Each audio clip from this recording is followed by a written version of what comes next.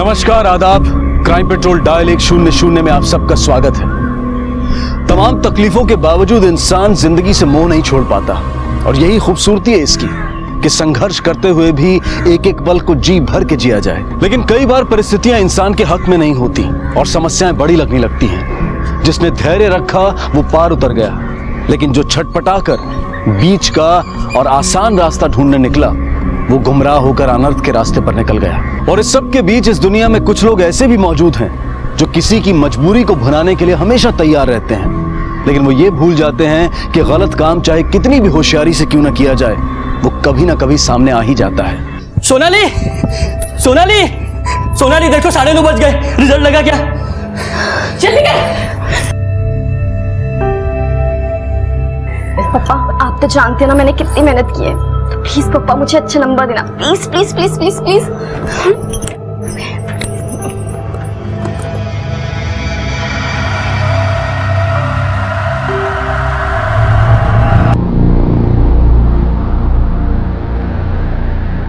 क्या हुआ? बता ना, बोलना क्या हुआ? मैं पास हो गई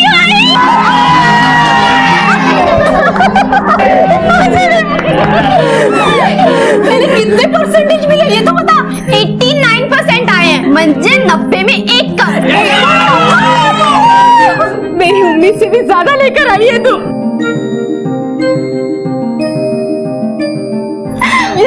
ये ले पैसे, जल्दी जाके मिठाई लेके आ। मला सर्वांचं तोंड गोड करायचं। जा जल्दी। सब लोग मेरा वेट करना। हाँ मैं मिठाई लेके आती हूँ, ठीक है? खूब आभारी है मैं तुझे।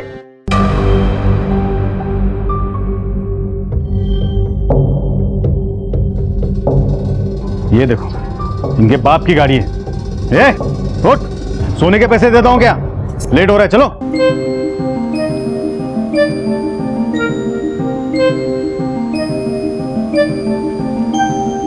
ये पेड़ा कैसे दिया? पेड़ा 500 रुपए किलो। 500। और ये बर्फी? बर्फी 1200 रुपए किलो। 1200। और ये लड्डू कैसे दिए? लड्डू 400 रुपए किलो। ठीक है, आप ना 1 किलो पैक कर दीजिए और जल्दी कर देना। हाँ वो क्या है ना, मेरा आज रिजल्ट आया, 89% मार्क्स आए।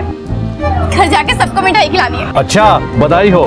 ये लो मेरी तरफ से। थैंक यू भाई 1 किलो लड्डू पैक करो, जल्दी आ जाओ। साहब वो सीधा ऑफिस चलना है या पहले मंदिर जाना है? रोज कहाँ जाते हैं हम लोग?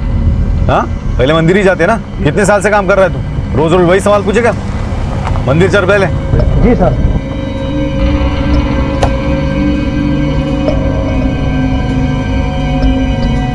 ये लीजिए लड्डू। और आपको पता है ये किस चीज का लड्डू है? मैं पास हो गई हूँ, 89% आए हैं। आशीर्वाद दो।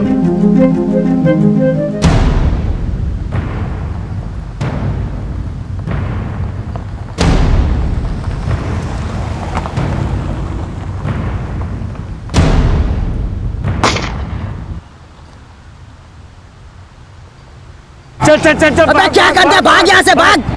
भाग भाग चल चल, भगा भगा। मिलो मिलो, इधर चल, गाड़ी निकाल, गाड़ी निकाल, चल जल्दी चल।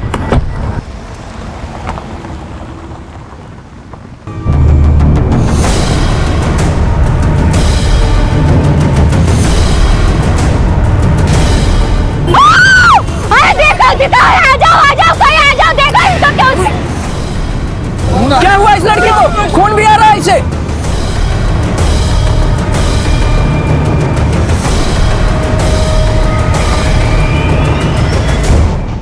जब भी देखो टाइम पास करती रहती है।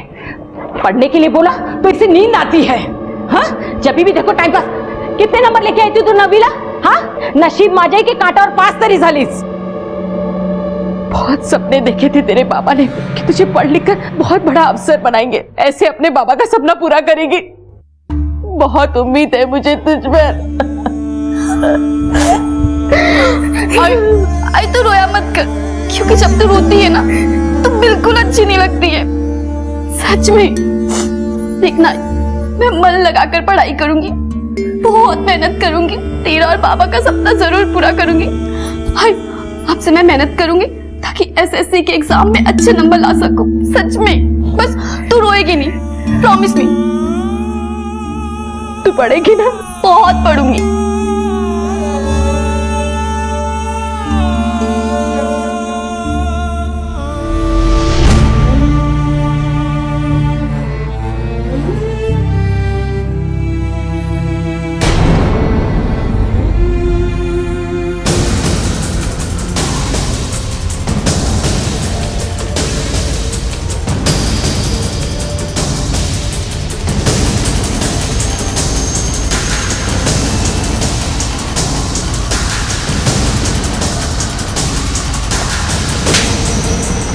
एक बच्ची मरी पड़ी है और उसकी तुम वीडियो बनाकर सोशल मीडिया पे अपलोड करोगे ताकि तुम्हारे जैसे लोग उसे लाइक करें। शर्म आनी चाहिए तुम्हें। हटो यहाँ से बाबा, हटाओ सब लोगों यहाँ से।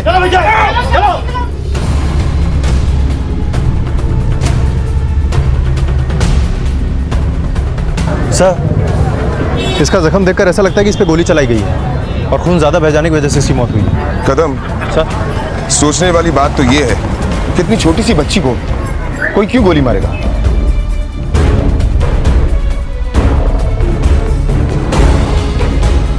कदम, सर, आज एसएससी का रिजल्ट आने वाला था। कुटे राहिली ही सलोनी? मिठाई खाने वाले सब चले गए और ये अभी तक मिठाई लेके नहीं आई। मासी, मासी, उधर सोनाली ताई का उधर मंदिर के पास शायद एक्सीडेंट हुआ है। क्या? सोनाली, सोनाली, सोनाली! सर, वो बच्ची यहीं से मिठाई लेकर गई थी। एसएससी में 89% मार्क मिला था उसे। साहब, वो लड़की ने तो मुझे मिठाई खिला दी, बहुत अच्छी लड़की थी। एक आदमी तो बाइक वालों को पकड़ने की कोशिश कर रहा था, पर साहब वो दोनों बाइक वाले भाग गए, शायद उन्होंने ही गोली चलाई होगी। ठीक। पूछताछ से ऐसा लगता है कि ये केस कोलैटरल डैमेज का है, क्योंकि गोली किसी और के लिए चलाई गई थी। लग गई इस बेचारी लड़की को। कदम, सर, चेक करो इस मंदिर में सीसीटीवी कैमरा है, और अगर है तो हो सकता है उसकी फुटेज से हमें ये पता लगे कि यहाँ पर हुआ क्या था, और इस लड़की के बारे में सारी इंफॉर्मेशन निकालो। ठीक है सर। कहाँ है सोनाली? सोनाली, क्या हुआ तुझे? वो क्या? सोनाली, घर में सब जन इंतजार कर रहे हैं, सबको पूरी करना है ना? पास आ गए, तो चल, सोनाली, ठीक है, क्या चिल्लाई तो? संभालिए अपने आप को, वो मर चुकी है। ये क्या बोले? वो मेरी बेटी है, मुझे छोड़ के कहीं नहीं जा सकती है।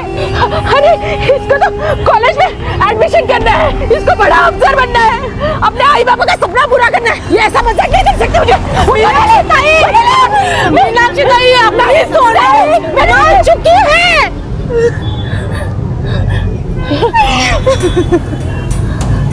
नहीं सोनाली, तू मुझे छोड़ कर नहीं जा सकी, नहीं जा सकोगे।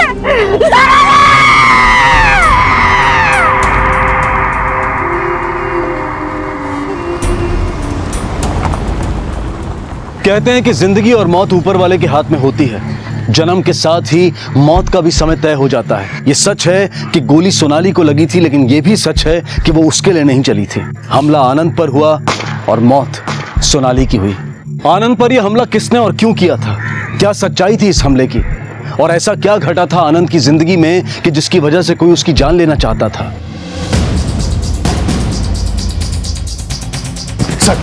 सर, मुझ पे जानलेवा हमला हुआ है, मुझे पुलिस प्रोटेक्शन चाहिए। कहाँ हुआ हमला? वो साईं मंदिर के बाहर सर। मेरी जान को खतरा है, मुझे पुलिस प्रोटेक्शन चाहिए सर। पहले आप ये बताइए कि हुआ क्या?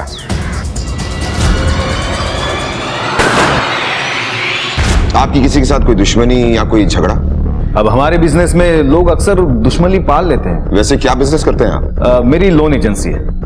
हाँ, हो सकता है किसी डिफॉल्टर ने हमला करवाया। शायद आपको पता नहीं, आप पर जो हमला हुआ उसमें एक मासूम बच्ची की जान चली गई। सर, उसने मुझे मारने के लिए गोली चलाई थी, वो मुझे नहीं लगी, किसी और को तो लगनी थी। आप मुझे पुलिस प्रोटेक्शन दीजिए, मेरी जान को खतरा है। सर, वो सोनाली की मां मीनाक्षी कुंटी आई। सोनल मेरे जीने का आखिरी सहारा थी। देखिए, जो गोली चलाई गई वो आपकी बेटी के लिए नहीं थी, बाय मिस्टेक वो बीच में आ गई। देवा, क्या बोलते साहब तुम्हें? वो किसी और मेरे बेटे की जान गई इसने, मेरे बेटे की जान गई इसने। साहब, आप मेरे तरफ तो ध्यान दो। आज तो मैं बच गया, वो फिर से गोली चलाएंगे, मुझे प्रोटेक्शन दीजिए ना। देखिए, जब तक हमें यह नहीं पता चलता कि आप पर किसने गोली चलाई और क्यों चलाई, तब तक हम आपको पुलिस प्रोटेक्शन नहीं दे सकते। म्हणजे तुम्ही गोळी लागण्याची वाट पाहणार, त्याच्यानंतर प्रोटेक्शन आहे। इसका मतलब तेरी वजह से मेरे बेटे की जान गई। मैंने नहीं बोला था उसको बीच में आने के लिए। कितनी बेशर्म है मैंने तो। हाँ, मुझसे माफी मांगने के बजाय मुझे ही कोस रहा है तू। देख, अगर तेरी ये बुरे कर्मों की वजह से हुआ है ना, तो ऊपर वाला तुझे जरूर सजा देगा। एक आई था शाम है तुला, भगवान तुझे कभी माफ नहीं करेगा। देखना, भगवान तुझे कभी माफ नहीं करेगा।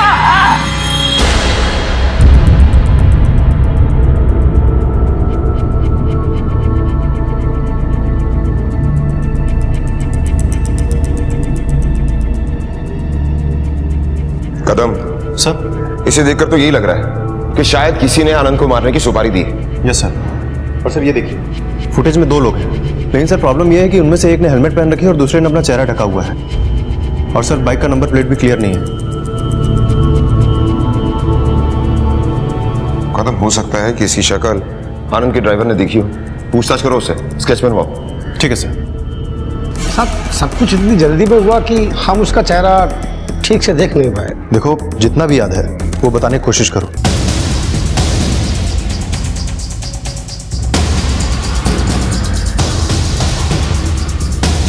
हो गया? ध्यान से देखो इसे। यही वो आदमी जिसने गोली चलाई थी? सब ऐसा ही लगता है, थोड़ा थोड़ा। ठीक है, जाओ। कदम सर। ये आदमी बहुत कंफ्यूज था। मुझे नहीं लगता कि इस स्केच से कोई फायदा होगा। सर मुझे लगता है कि एक बार ये स्केच हमें सर्कुलेट करना चाहिए। ठीक है, सर्कुलेट कर दो। सलोनी के पापा को गुजरे बहुत साल हो गए थे। उनके जाने के बाद मेरे पास जीने का सहारा सिर्फ सलोनी थी।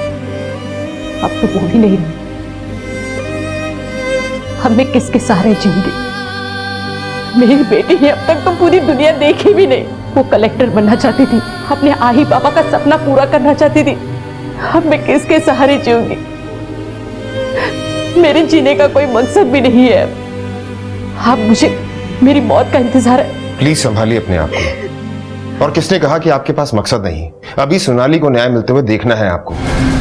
देखिए, हम पूरी कोशिश करेंगे कि सोनाली के कातिल को जल्द से जल्द पकड़ लें। उसी का इंतजार है मुझे। जब उसे सजा मिलेगी तब मेरी बेटी को शांति मिलेगी और मुझे भी। आपका शक सही था। हमने सीसीटीवी फुटेज चेक किए। किसी ने आपको मारने की सुपारी दी है।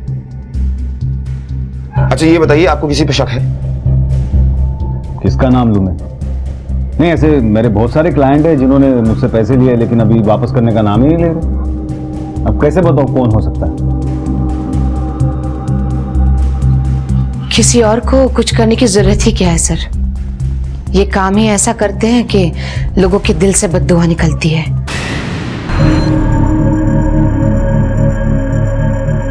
तुम्हारा मतलब है गोली बद्दुआ से चली? और मेरा क्या, दुनिया के ऐसे बहुत सारे काम हैं जो इसी तरीके से होते हैं और किसी की बद्दुआ ना लगे इसीलिए रोज मंदिर जाता हूं मैं। और उसी वजह से कल भगवान ने मुझे बचाया। आप तो बच गए, पर एक मासूम बेचारी बच्ची की जान चली गई। सॉरी सर, उसके लिए मैं कुछ नहीं कर सकता हूं। अब आपने आपकी इंक्वायरी कर ली है तो मुझे प्रोटेक्शन दे दो। कर ली नहीं, करेंगे। और अगर ऐसे ही हर किसी के कहने पर उसे पुलिस प्रोटेक्शन देनी शुरू कर दी तो आधे शहर को प्रोटेक्शन देनी पड़ेगी। फिर हर किसी के साथ में एक हवलदार को तैनात करना होगा। देखिए, अगर वाकई आपको लगता है कि आप पर जो हमला हुआ है वो आपके बिजनेस की वजह से हुआ है तो हमें आपके सारे क्लाइंट्स की लिस्ट चाहिए। ठीक है कदम सर। ये आनंद और उसकी बीवी के बीच में कोई ना कोई प्रॉब्लम जरूर है। इम्पॉसिबल है कि एक पति पर हमला हो और उसकी पत्नी को जरा सी भी फिक्र ना हो। कदम सर। तुम एक काम करो, आनंद की बीवी की सारी इंफॉर्मेशन निकालो, पता करो कि इनकी आपस में क्यों नहीं पटती। ठीक है सर। और हाँ, तुम आनंद के घर में काम करने वाली बाई को पुलिस स्टेशन बुलाओ। उससे पूछताछ करो। कान लगाकर सुन रही थी वो। बहुत जबान चला रही थी ना पुलिस वालों के सामने। इसके बाद ज्यादा फुर्ती दिखाई ना, ये जबान है काट के रख दूंगा।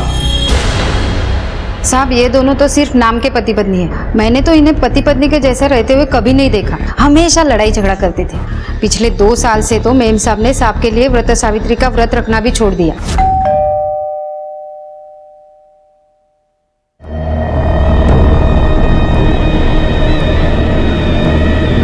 कहाँ थे तुम और फोन क्यों नहीं उठा रहे थे? मीटिंग में था, कैसे उठा था फोन में? अच्छी तरह जानती हूँ कौन सी मीटिंग से आ रहे हो, बेशर्मों की तरह यूं शराब पीकर। और ये लिपस्टिक का दाग। और मैं यहाँ सुबह से भूखी प्यासी बैठी हूँ। मोठ्या सावित्रीचा उपवास केला होता तुझ्यासाठी। 7 जन्म तूच नवरा मिळावास म्हणून। आता नाही करणार, खड्ड्यात जा।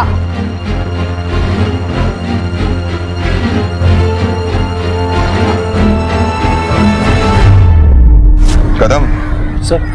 कहीं ऐसा तो नहीं कि आनंद को मारने की सुपारी शालिनी ने दी? लेकिन सर, शालिनी अगर सच में आनंद से परेशान थी तो सुपारी देके मरवाने के बजाय वो उसे डिवोर्स भी तो दे सकती थी ना। नहीं कदम, अगर वो डिवोर्स देती तो उसे प्रॉपर्टी में फूटी कौड़ी नहीं मिलती, और अगर आनंद मर जाए तो सारी की सारी प्रॉपर्टी उसकी। कदम सर, कोई भी औरत ये बर्दाश्त नहीं कर सकती कि उसका पति उससे बेवफाई करे, किसी और औरत के पास जाए। हो सकता है उसने पैसे से ज्यादा बदले को अहमियत दी हो। एक काम करो, शालिनी की सारी डिटेल्स निकलवाओ, कॉल रिकॉर्ड्स निकलवाओ, पता करो कि वो कैसी इंसान है, और हाँ, आनंद के भी सारे रिकॉर्ड्स निकलवाओ। ठीक है सर। सर, सोनाली की पोस्टमार्टम रिपोर्ट।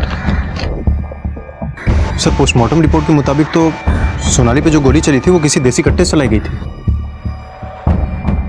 बाबा सर। अपने सारे खबरियों से पता करो कि इन दिनों में किसी ने देसी कट्टा खरीदा है क्या। Okay sir. नहीं, अभी नहीं। जब तक मेरी बेटी की आत्मा को शांति नहीं मिलती, मैं गांव वापस नहीं आ सकती, नहीं आ सकती। सर, मैंने पता किया है, इन दिनों किसी ने भी देसी कट्टा नहीं बेचा है। और सर, मैंने आनंद की वाइफ शालिनी के बारे में भी इंक्वायरी की है। उसका किसी गैर मर्द के साथ कोई ताल्लुकात नहीं है, इसलिए सर उस पर शक करना बेकार है। कदम सर, ये उन क्लाइंट्स की लिस्ट है जिन्हें आनंद ने लोन दिया है, और ये लोन गवर्नमेंट रूल के तहत नहीं है। लेकिन सर, लोन की अमाउंट तो काफी कम है, 5 से 10 लाख ही है। 5 से 10 लाख की अमाउंट कोई छोटी अमाउंट नहीं होती कदम, और ऊपर से इनलीगल। अगर कल आनंद को कुछ भी हो जाए तो लोन की रिकवरी नहीं हो सकती। कदम, एक काम करो सर, इस लोन के जितने भी डिफॉल्टर हैं सबसे पूछताछ करो। हो सकता है ये काम उन्हीं में से किसी एक ने करवाया। ठीक है सर।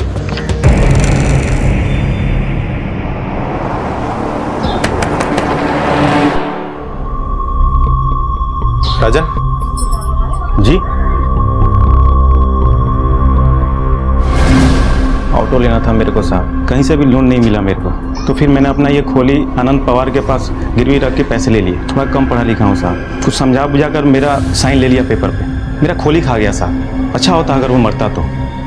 कहीं ऐसा तो नहीं कि आनंद पवार पे गोली तुमने ही चलवाई है? नहीं साहब, अगर बीवी बच्चे वाला आदमी नहीं होता ना तो खुद मरता उसे। जैसा वो चैप्टर आदमी है ना साहब, मरना तो बनता है उसे।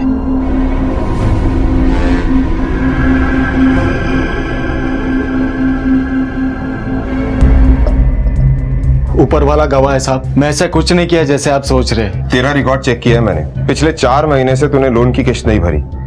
क्यों? साहब, ये मेरी बच्ची है, कैंसर है इसको, इसी के इलाज के वास्ते पैसे लिया था साहब, और अब तो वो भी नहीं हो रहा है साहब। मैं अपनी मजबूरी के बारे में आनंद भाई को बोला था, वो भी मुझे थोड़ी मोहलत देने के लिए मान गए थे। आज नहीं तो कल जो भी निकलता है देना तो है ही ना साहब। आज उसकी केमोथेरेपी है, जेब में एक पैसा भी नहीं है। अभी आप ही बोलिए मैं क्या करूं? अपनी आंखों के सामने अपनी बेटी को मरते देखना पड़ेगा।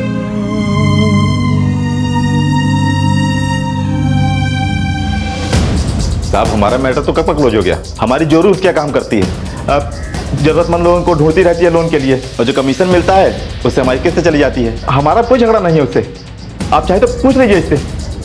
अरे बोलती काहे को नहीं? अरे बताना साहब को कि आनंद पवार का मैटर क्लोज हो गया। हाँ साहब, हो गया।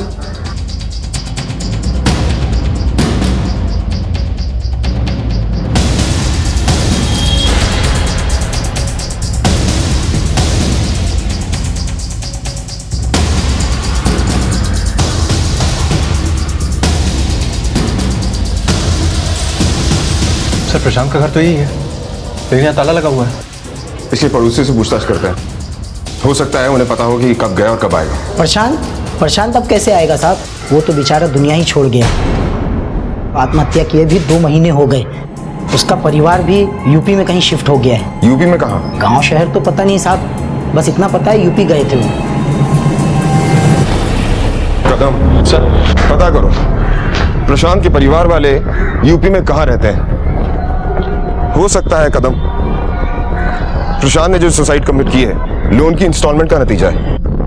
आनंद ने जिन जिन लोगों को लोन दिया है उन सबकी कहानी अजीबोगरीब है। राजन का कहना है कि उसकी खोली उसने हड़प ली थी, बल्कि आज भी वो उसी खोली में रह रहा है। और सलीम की वाइफ ये सुनकर हैरान हो जाती है कि आनंद ने सलीम को मोहलत दी है। हाँ सर, और यादव सब्जी वाले का भी कहना है कि उसकी वाइफ इंस्टॉलमेंट के नाम पे आनंद पवार को क्लाइंट्स लाके देती है।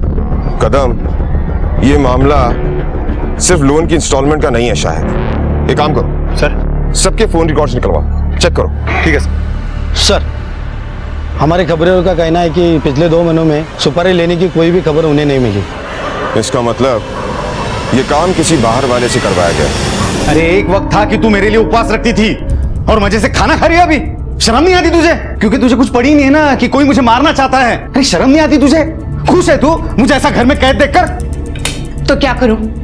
बंदूक लेकर तुम्हारी बॉडीगार्ड बन जाऊं?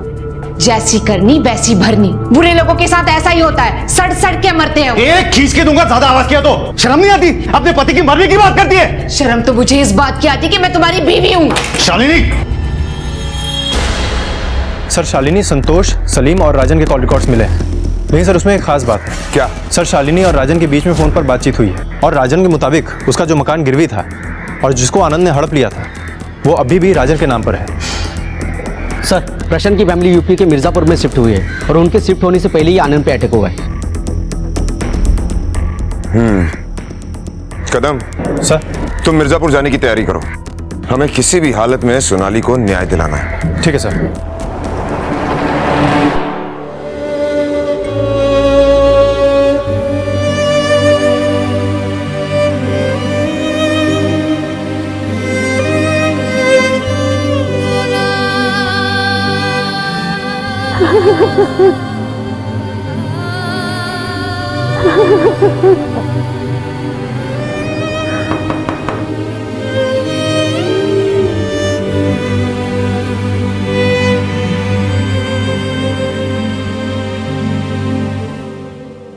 आप कौन? जी, आपकी बेटी। वो अब नहीं रही। आप उसे जानते हैं? नहीं। फिर आप? जिस आदमी पर हमला हुआ और गोली आपकी बेटी को लगी, मैं उनकी बीवी हूँ। क्या? तुम्हारे पति के वजह से मेरी बेटी की जान गई है? अब तुम यहाँ क्या लेने आई हो? जाओ यहाँ से, जाओ यहाँ से, वरना तुम्हारे पति का गुस्सा मैं तुझ में निकालूंगी। मैं यहाँ पर आपका दुख बढ़ाने नहीं, बांटने आई हूँ।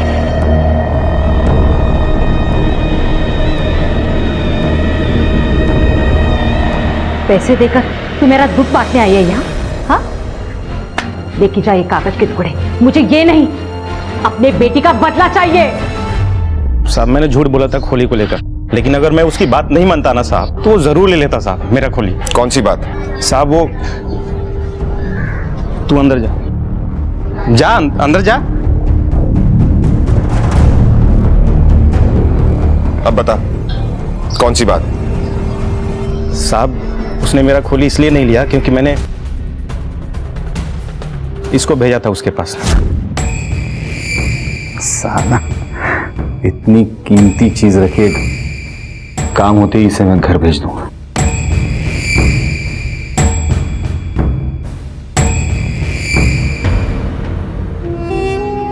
गुनहगार हूं मैं तेरा, हो सके तो मेरे को माफ कर देना। मतलब ब्याज के बदले में? हाँ साहब, मैं मजबूर था। अगर खोली जाती ना साहब, तो मैं बीवी बच्चों के साथ फुटपाथ पे आ जाता। इसलिए तूने सोचा कि आनंद को मार दे तो किस्सा ही खत्म? मैंने कुछ नहीं किया साहब। अच्छा, ये देख तेरे कॉल रिकॉर्ड्स। तेरी और आनंद की बीवी के बीच में लगातार बातचीत होती थी।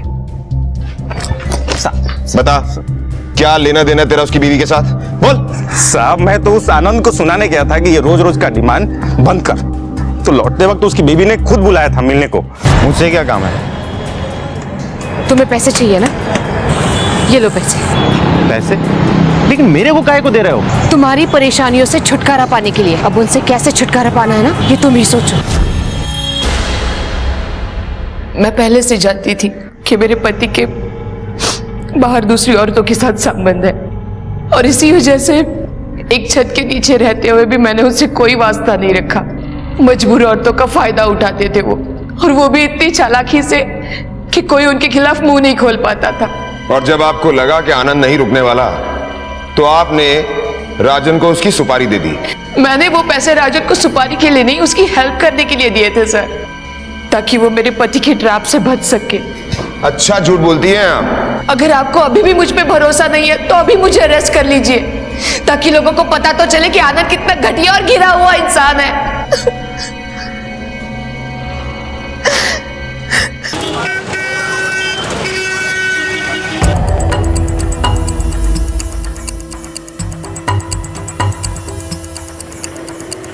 सुनो, ये प्रशांत पांडे जी की फैमिली कहाँ रहती है?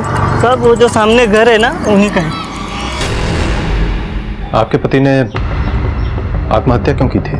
साहब, जो हो गया वो हो गया। मुझे इस बारे में कोई बात नहीं करनी, और वैसे भी वो वापस थोड़ी आ जाएंगे। देखिए, आप इस मामले को जितने हल्के में ले रही हैं इतना हल्का है नहीं। इस केस में एक मासूम लड़की की जान जा चुकी है, इसलिए अगर आप हमारे सवालों का जवाब देंगे तो शायद हम उसके कातिल को सजा दिला पाए। इसलिए आप प्लीज हमें बताइए कि आपके पति प्रशांत पांडे जी ने आनंद पवार से लोन लिया था या नहीं? हाँ, उनका कपड़े का धंधा था और उन्हें उसमें बहुत बड़ा घाटा हो गया था, जिसे फिर से शुरू करने के लिए हमें बहुत सारे पैसे चाहिए थे। तो फिर हम लोन लेने के लिए आनंद पवार के पास गए। मुबारक हो, आपका लोन पास हो गया है। और मैं बता नहीं सकता कि ये आप लोगों की मदद करके मुझे कितनी खुशी हो रही है। शुरू में किस्त जा रही थी, पर कुछ टाइम के बाद हम लोन नहीं चुका पा रहे थे और तभी हमें आनंद पवार ने अपने ऑफिस बुलाया। अरे 6 महीने से एक भी किस्त नहीं दिए तुमने। आज भी अगर पैसे नहीं दिए ना तो तुम्हारी दुकान और माल दोनों पर कब्जा करना पड़ेगा मुझे। नहीं आनंद भाई, ऐसी नौबत कभी नहीं आएगी। बस थोड़ा सा समय मुझे और दे दीजिए, मैं आपका सारा पैसा वापस कर दूंगा आनंद भाई।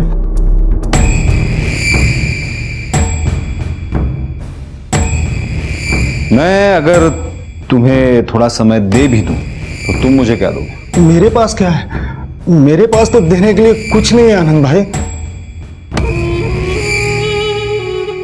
एक देने लायक चीज तो है तुम्हारे पास, इसे मेरे पास भेज दो और मोहलत ले लो। आनंद भाई, जबान संभाल के बात करो, बहुत जल्दी तुम्हारा सारा पैसा तुम्हारे मुंह पे मारूंगा। इससे पहले कि ये कुछ कर पाते, उसने हमें लीगल नोटिस भेज दिया घर खाली करने का, कि पूरी तरह से टूट चुके थे। इसलिए आनंद पवार से मिलने में उसके ऑफिस चली गई।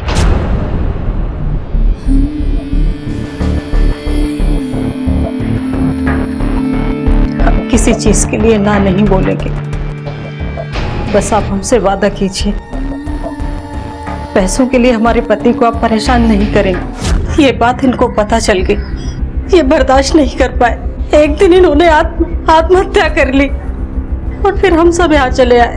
तो आपको आनंद पवार के खिलाफ कंप्लेंट फाइल करनी चाहिए, उसको उसके किए की सजा मिलनी चाहिए। क्या फायदा कंप्लेंट करके, ऊपर वाला है ना, देगा उसे उसके कर्मों की सजा।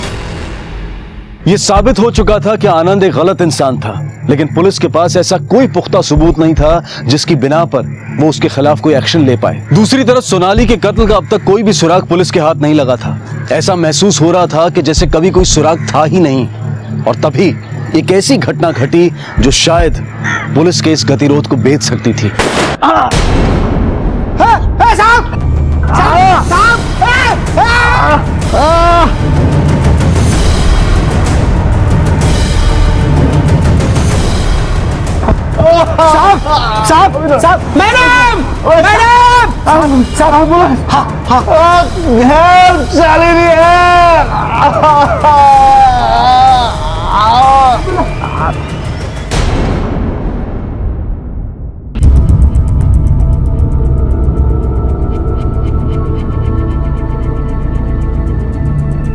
मीनाक्षी ताई, कहाँ से आ रही हो? काही नाश्ता आणू का? नको, मला भूख नहीं है। अरे और कितने दिन भूखे रहोगी? जाने वाले को कोई नहीं रोक सकता। तू क्यों इतना परेशान हो रही है? मैं आज गाँव जा रही हूँ।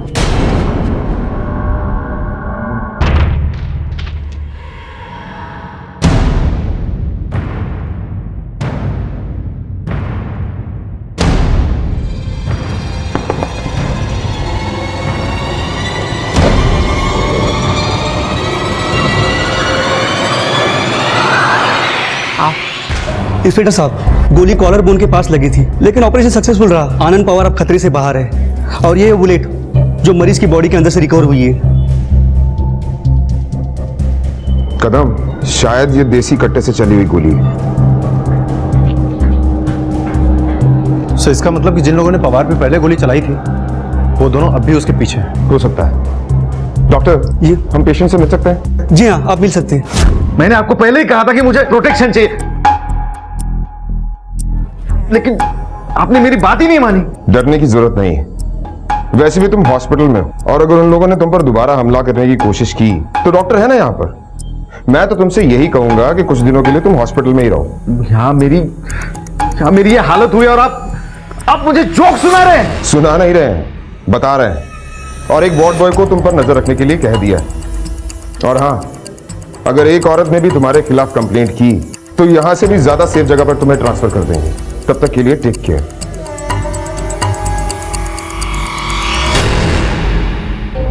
कदम सर, सिविल में यहां कांस्टेबल्स तैनात करो। हो सकता है आनंद पर दोबारा हमला हो। ठीक है सर। जी नमस्ते, मेरा नाम शालिनी है। मैं एक एनजीओ से आई हूँ। हमारा एनजीओ कैंसर पेशेंट्स के लिए काम करता है। वो हॉस्पिटल से पता चला कि आपके यहाँ कोई कैंसर पेशेंट है, तो आपके लिए कुछ मदद लाई थी मैं। ये कुछ पैसे हैं, अरे ले लीजिए, आप ही के लिए हैं, प्लीज।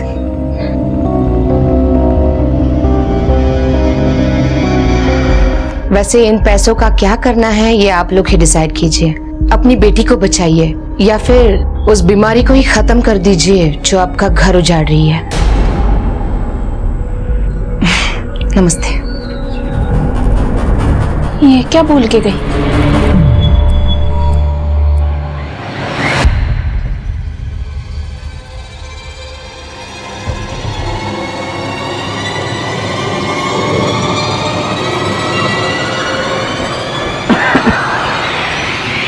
आनंद पवार कौन से रूम में है? सीढ़ी से ऊपर जाके राइट। Thank you.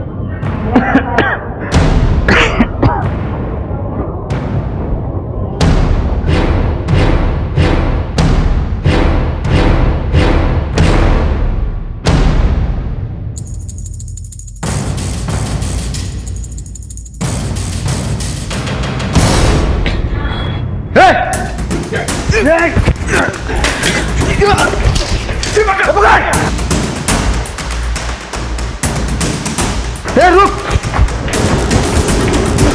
पकड़ो।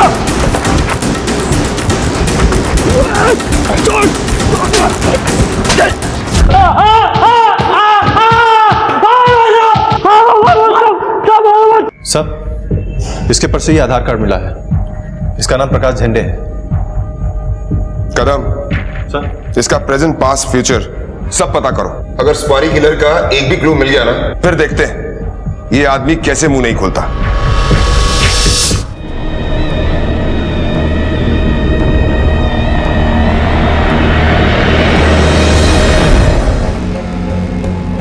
बड़े ढीठ हो तुम, हाँ? इस बार भी बच गए ना, मगर इस बार आखिरी बार था, अगली बार नहीं बच पाओगे।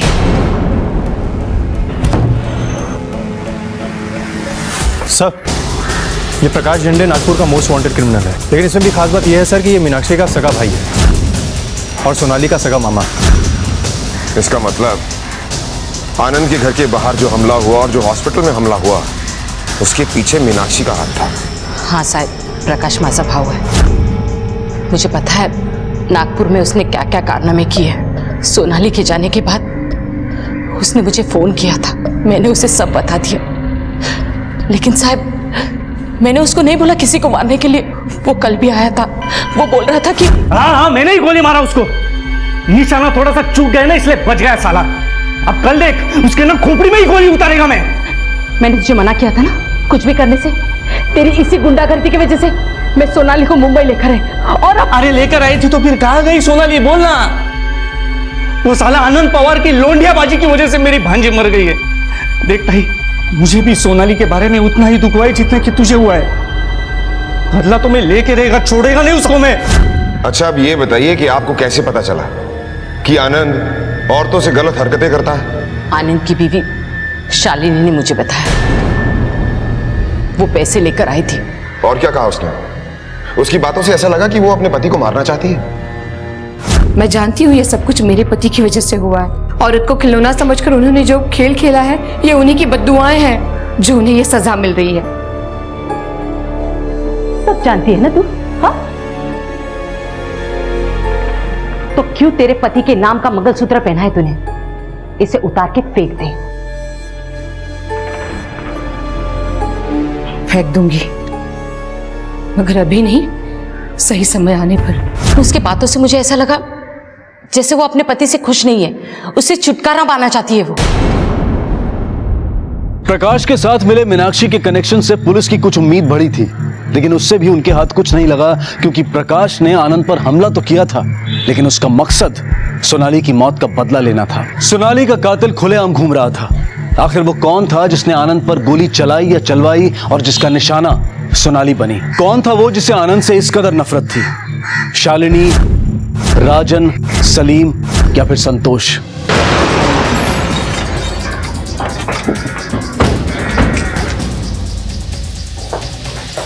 जी? हमारे पास आपके घर का सर्च वारंट है। आपके घर की तलाशी लेनी है हमें।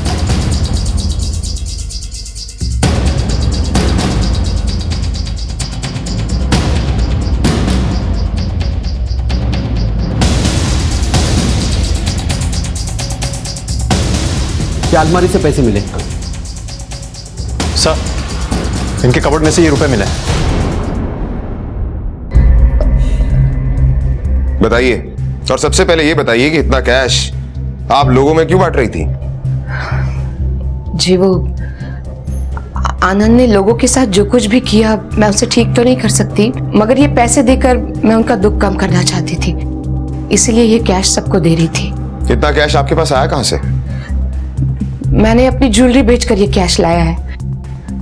एक मिनट।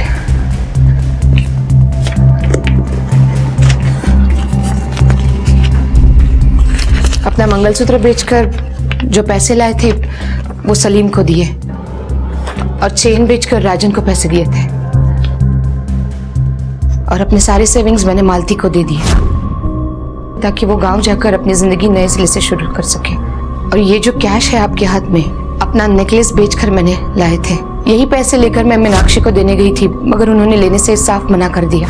आपके कहने का मतलब ये है कि ये सब कुछ आप अपने पति के पापों का प्रायश्चित करने के लिए कर रही हैं? जिस दिन मुझे पता चला मेरा पति औरतों की मजबूरी का फायदा उठा रहा है, उसी दिन मैंने कंप्लेन कर देनी चाहिए थी, मगर मैं चुप रही, अपने पति धर्म का पालन करती रही, और दिन ब दिन आनंद बिगड़ते गए और उसकी सजा उस मासूम बच्चे को भुगतनी पड़ी।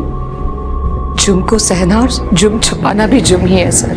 आप प्लीज मुझे अरेस्ट कर लीजिए और सबक लेने दीजिए, और उन सभी औरतों को जो अपने पति का जुर्म छुपाती है, प्लीज। ये बेचा था मुझे साहब, और अपनी बीवी को बेचते हुए तो शर्म भी नहीं आई, और हराम की कमाई खाते हुए तो शर्म भी नहीं आई। किसने झूठ बोला था आपको साहब कि हमारा लोन पूरा हो गया और मैं आनंद के लिए काम करती हूँ? मैं आनंद के लिए काम तो करती हूँ साहब, मगर लोन बेचने का नहीं, खुद को बेचने का। वो मुझे अलग अलग लोगों के पास भेजता था और उनसे पैसे कमाता, और इसे सब पता था, पर इसे कुछ नहीं कहा, कुछ नहीं कहा, कुछ नहीं कहा इसने। कदम सर, कंप्लेंट लो इनकी, और बाकी जितने भी विक्टिम्स हैं सबसे पूछताछ करो। अगर वो लोग भी कंप्लेंट करने के लिए तैयार हैं तो इस आनंद को जेल जाने से कोई नहीं रोक सकता। मिस्टर आनंद, ये रहा तुम्हारा अरेस्ट वारंट। औरतों के देह व्यापार और उनके शोषण के जुर्म में तुम्हें गिरफ्तार किया जाता है। आनंद, मैंने कहा था ना तुमसे, जब टाइम आएगा तो सिक्योरिटी अपने आप तुम्हें मिल जाएगी। बेकार में चिल्ला रहे थे, अब तुम जहां जाने वाले हो वहां तुम्हें पूरी सिक्योरिटी मिलेगी। वैसे सिक्योरिटी के लिए 2 हवलदार बाहर तैनात किए हैं, जल्दी से ठीक हो जाओ तुम।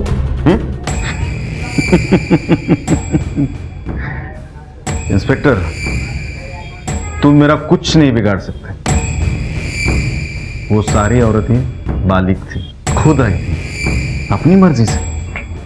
24 घंटे के अंदर बेल लेके दिखाऊंगा। एक्चुअली ना, मुझे बाहर आने की जल्दी भी नहीं है। हाँ, बाहर मेरी जान को खतरा है तो अंदर ही सही।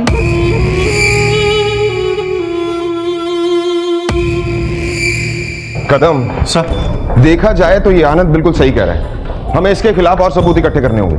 लेकिन सर, हम इस पे गैर कानूनी ढंग से लोन का बिजनेस चलाने का चार्ज भी तो लगा सकते हैं ना सर? चार्ज लगा सकते हैं, इससे वो अंदर भी हो जाएगा, लेकिन इससे सोनाली को न्याय नहीं मिलेगा। सर, खबरी से एक इन्फॉर्मेशन मिली है, कोल्हापुर का एक आदमी देशी कट्टा बेचने के लिए कस्टमर ढूंढ रहा है। कदम, लेट्स मूव।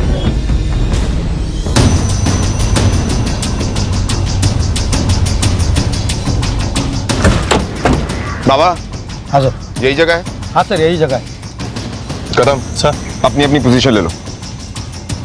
तुम गाड़ी आगे ले जाओ।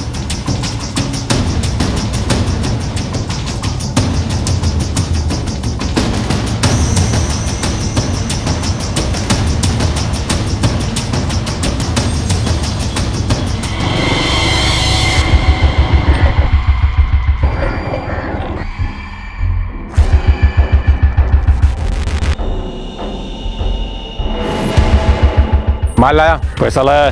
पहले माल दिखा।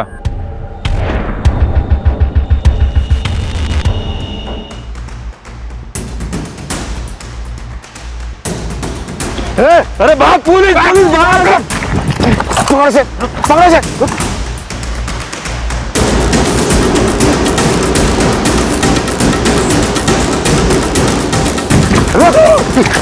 रुक! चल।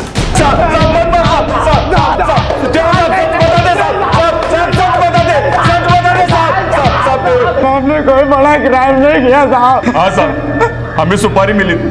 हमें सिर्फ ये दिखाना था कि आनंद पवार पे किसी ने गोली चलाई है, बस हमें यही करना था साहब। तभी हमको मालूम हुआ किसी लड़की की मौत हो गई है। हमें भी यहाँ से भागना था साहब, हमारे पास पैसा नहीं था, इसीलिए हम वो कट्टा बेच रहे थे ताकि हमें कुछ पैसा मिले। आप ही बताओ साहब, हमें सिर्फ 5,000 की सुपारी मिली थी। सुपारी किसने दी? बोल।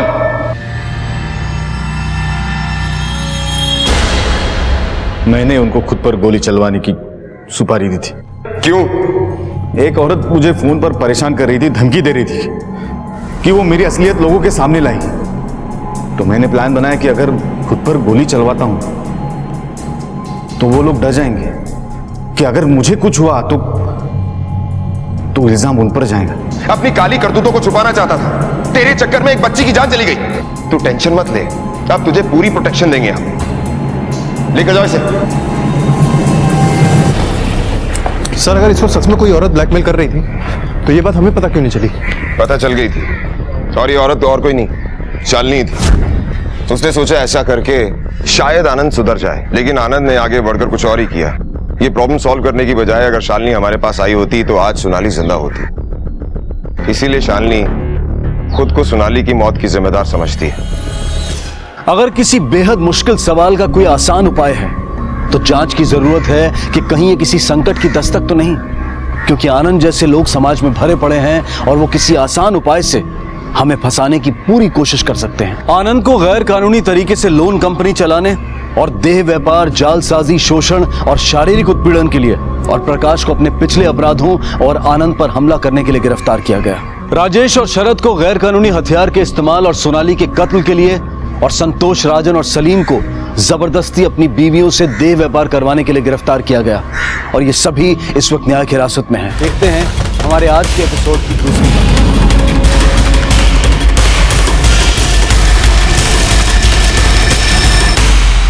नमस्कार, आदाब। क्राइम पेट्रोल डायल 100 में आप सबका स्वागत है। हमारे समाज में अक्सर महिलाओं के आत्मबल को कमजोर करने की कोशिशें की जाती रही हैं, और ऐसा करने के पीछे कुछ लोगों की ये विकृत मानसिकता होती है कि औरतें पुरुषों की बराबरी नहीं कर सकती। आज की ये कहानी ऐसे कई सवाल खड़े करती है जिनका अगर सही जवाब निकाला जाए तो समाज में बहुत बड़ी तब्दीली आ सकती है। हमारे समाज में औरत कामकाजी हो या गृहिणी, उन्हें रिश्तों और जिम्मेदारियों की ऐसी बेड़ियों में जकड़ दिया जाता है जिनमें उन्हें मिलती है तो सिर्फ गुलामी। कभी माँ तो कभी बहन, कभी पत्नी तो कभी बेटी। क्या कुदरत द्वारा बनाया गया महिलाओं का कोमल हृदय सिर्फ हमारे शोषण के लिए बना है? क्या कभी हमने उन्हें नजदीक से जानने की कोशिश की है, उनकी इच्छाओं को समझने की कोशिश की है?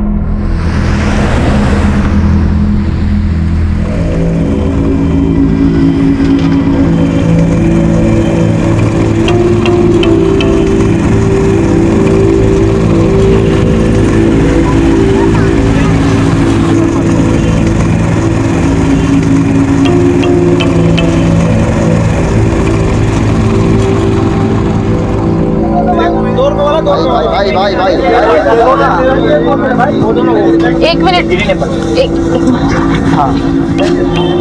सुरेश एक वाटर दे। मैडम, सेठ जी ने दारू देने से मना किया ना आपको, बोला है कि पहले पुराने चुका दो, बहुत चढ़ चुका है। दे रही हूँ ना मैं पैसे, तो देख वाटर।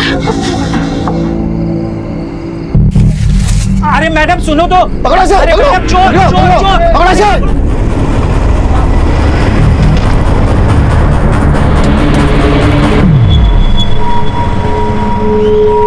अरे भैया क्या बैलगाड़ी की तरह चला रहे हो, थोड़ा तेज चलाओ ना।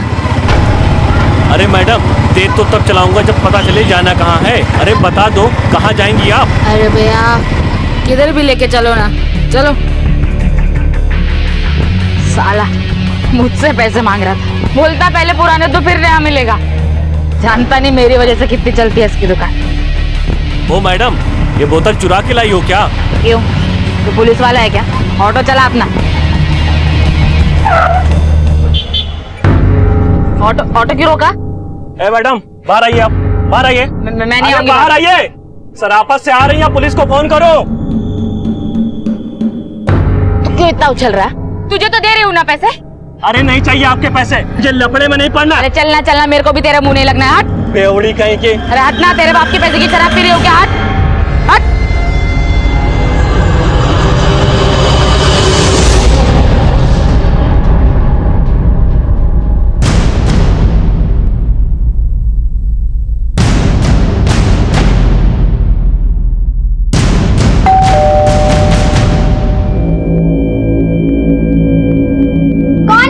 तो दरवाजा खोल, बताता हूँ कौन हूँ मैं। नहीं, पहले आप बताइए कि आप हैं कौन। अरे तुम्हारी मम्मी दारू की बोतल लेकर भाग गई हमारी दुकान से। तेरी माँ किधर है? मुझे नहीं पता मम्मा कहाँ है, और मैंने आपसे कहा था ना कि उन्हें उधार शराब मत दीजिएगा, तो फिर आपने क्यों दी? ज्यादा होशियारी करने की कोशिश मत कर। तेरी माँ किधर है? अरे कहाँ जा रहे हैं आप? बाहर निकल मेरे घर से। साहिल बेटा चाकू दिखाता है, चाकू की फैक्ट्री मेरे पास। अरे मिथि क्या हुआ बेटा, कोई प्रॉब्लम, परेशानी है क्या? तो कब तक बचाएगी अपनी माँ को? चल रे, तो सब कुछ नहीं होता है, चल।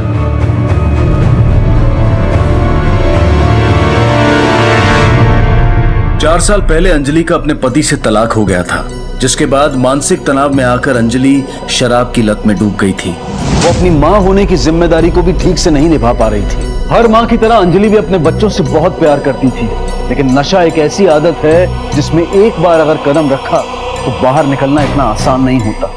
और अंजलि की इन्हीं गलतियों का खामियाजा उसके बच्चों को भुगतना पड़ा। लेकिन ये हालात सिर्फ शुरुआत थे उस अंजाम के जिसका अंदाजा किसी को ख्वाबों ख्यालों में भी नहीं था।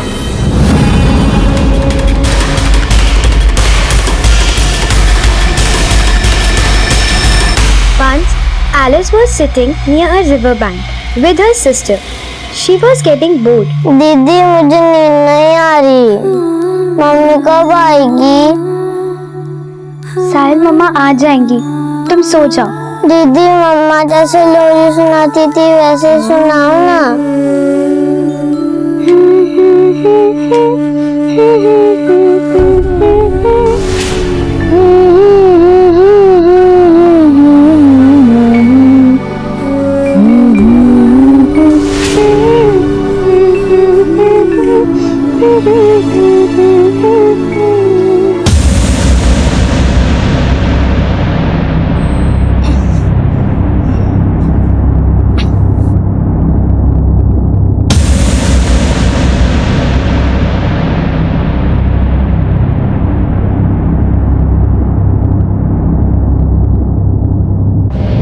अरे मिथि इतनी रात में अकेली कहाँ जा रही हूँ? इस वक्त निकलना ठीक नहीं है, तो मैं चलूं साथ में?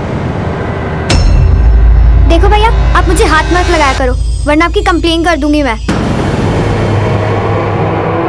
मेरी कंप्लेंट करें? बताता हूँ।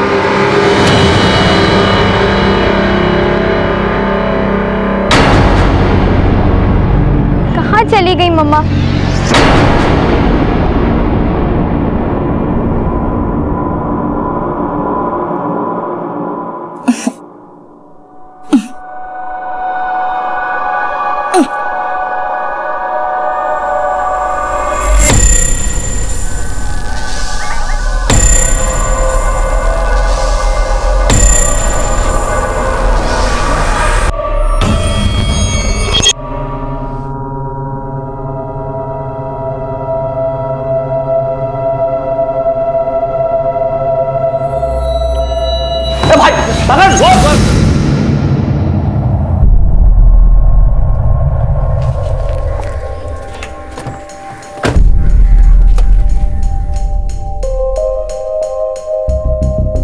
सर अंजलि एक सिंगल मदर है, साहिल और मिथि उसी के बच्चे। अंकल आप मेरी मम्मी और दीदी को ढूंढोगे ना?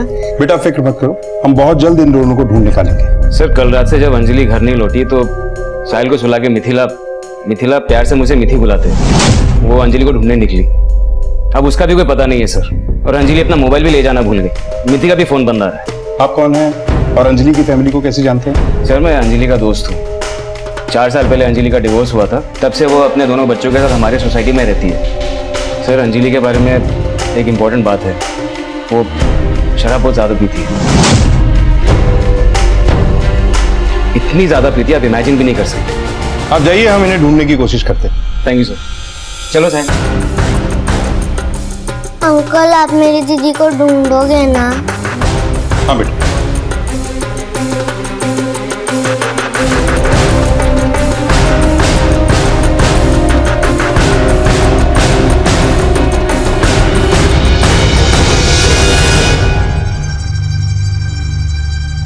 कल रात को अंजलि को यहाँ देखा?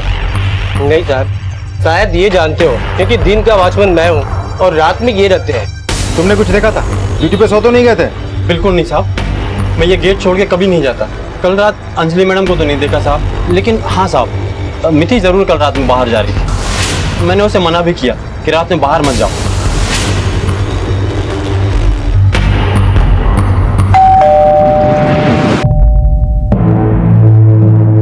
जी देखिए, आपकी पड़ोसन अंजलि के बारे में कुछ बात करनी थी। सर अंजलि के बारे में हम भी उतना ही जानते हैं जितना बाकी लोग जानते हैं। उसका तो रोज का है सर। देखिए नया ये है कि अंजलि के बाद अब मिथि भी गायब है। छोटी बच्ची, उसके गायब होने की क्या वजह हो सकती? बेचारी मिथि माँ के चक्कर में खुद ही गायब हो गई। सर मैं तो कहता हूँ आप मिथि को ढूंढिए। अंजलि तो कहीं ना कहीं मिल ही जाएगी, किसी पार्क में या गटर में पी के पड़ी होगी वो। अंजलि के बारे में और क्या जानते हैं आप? एक नंबर की बेवड़ी है सर, पति तो उसका है नहीं, खुली छूट मिली हुई है। सोसाइटी का माहौल खराब करके रखा उसने, रात रात भर बाहर घूमती रहती है। बेचारी मिथि माँ के चक्कर में खुद ही गायब हो गई। सर मैं तो कहता हूँ आप मिथि को ढूंढिए। अंजलि तो कहीं ना कहीं मिल ही जाएगी, किसी पार्क में या गटर में पी के पड़ी होगी वो।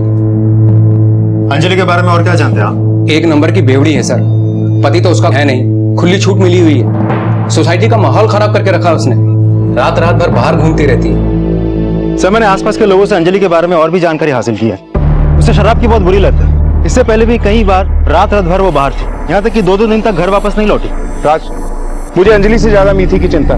छोटी बच्ची है, पता नहीं कहाँ होगी, किस हाल में होगी। निकली तो थी वो अपनी माँ को ढूंढने, पर पता नहीं खुद ही कहाँ चली गई। जैसे जैसे वक्त बढ़ता जा रहा है, मिथि की जान को खतरा बढ़ता जा रहा है। आसपास के पूरे एरिया में मिथि और अंजलि की फोटो दिखाकर पूछताछ करो। और हाँ, इन दोनों की फोटो शहर के सारे पुलिस स्टेशन, हॉस्पिटल्स और मुर्दाघरों में सर्कुलेट करवा दो। मोबाइल डिटेल्स भी निकलवाओ।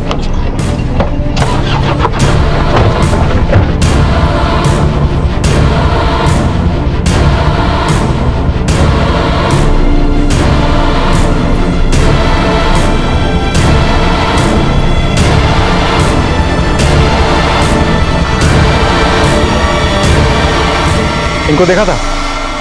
हाँ साहब मैं इनको देखा था, वो पार्क में रात को किसी को ढूंढ रही थी।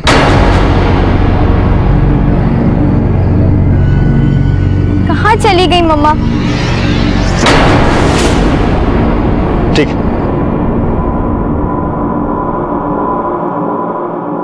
डरो मत बेटा, सब ठीक हो जाएगा। खाना खाया तुमने सुबह से? नहीं। आओ चलो बाहर जाके कुछ खाते हैं। चलो चलो। जब तक मम्मी और दीदी नहीं आते मैं कुछ भी नहीं खाऊंगा। ओहो साहिल, अगर तुम्हारे मम्मा और दीदी को पता चला कि तुमने सुबह से कुछ नहीं खाया है तो फिर कितने नाराज होंगे। आओ चलो चलो चलो चलो चलो बाबा चलो। मिथि को लापता हुए लगभग 12 घंटों से भी ज्यादा का वक्त बीत चुका था। एक नाबालिग लड़की होने के कारण पुलिस ने उसे ढूंढने के लिए 24 घंटों का इंतजार नहीं किया, पर अब तक उन्हें मिथि के बारे में कोई जानकारी नहीं मिली थी। पहले अंजलि और अब मिथि के गायब होने से पुलिस के लिए मुश्किलें बढ़ती जा रही थी।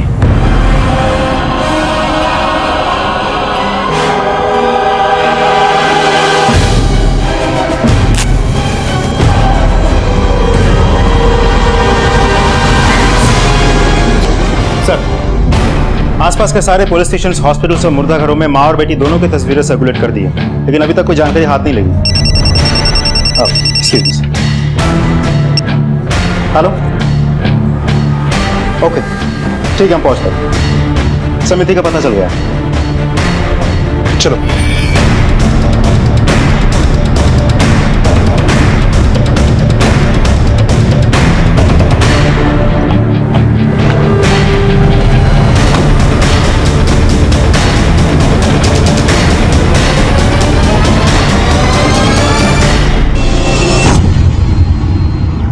सर, ये तो जिंदा है। एम्बुलेंस बुलाओ। आसपास अच्छे से सर्च करो।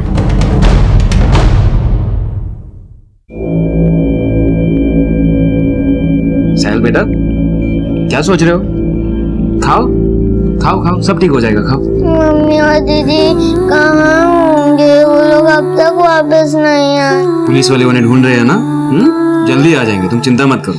मैं हमेशा मम्मी और दीदी के साथ ही खाना खाता हूँ। वो लोग भी तो भूखे होंगे ना।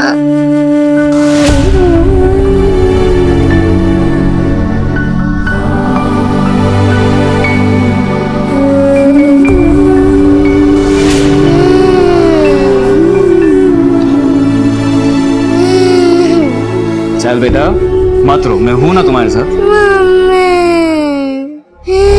अगर तुझे खाना नहीं खाना तो मत खा, फालतू मेरा टाइम वेस्ट मत कर। ए बिल्ले, भी ले, तू भी ले, रिक्शा पकड़े घर खुद चले जाना।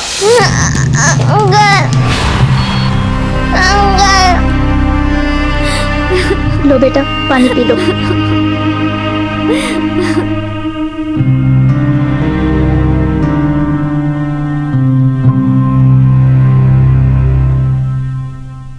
बेटा, डोंट वरी, रिलैक्स। बेटे बेटा, आपके साथ कल रात को क्या हुआ था? सर, कल रात मम्मा घर नहीं आई थी, तो मैंने सोचा कि मैं उन्हें सोसाइटी के आसपास चेक करके आती हूँ। शायद वो कहीं गिर गई होंगी। गार्डन में हमेशा जाती है, मैंने वहां पे भी चेक किया, लेकिन वो नहीं मिली। फिर मैंने सोचा कि मैं ऑटो लेके आगे देख लेती हूँ। जब मैंने ऑटो लिया तो वो ऑटो वाला मुझे कहीं और ही ले गया और उसने मेरे साथ जबरदस्ती करने की कोशिश की। बेटा, उस ऑटो वाले की शक्ल याद है आपको? बहुत अच्छे से तो नहीं सर, लेकिन उसका ऑटो काफी ज्यादा कलरफुल था और उसमें ग्रीन कलर की लाइट्स लगी हुई थी। थैंक यू बेटा। मीठी ने जिस तरह के ऑटो की डिस्क्रिप्शन दी है, जवाहर नगर और पूरे एरिया में उसके बारे में पता करो और अंजलि के बारे में इलाके के पूरे सीसीटीवी कैमरास को चेक करो। मुझे लगता है आपने नशे की लत की वजह से अंजलि खुद किसी मुसीबत में न पड़ गई। पॉसिबल है सर।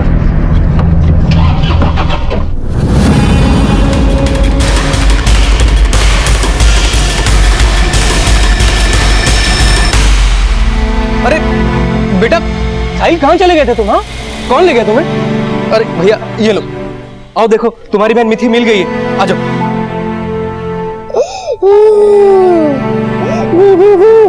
चली गई थी। साहिल प्लीज मत रो, मैं आ गई हूँ। रो मत बेटा, रोते नहीं है।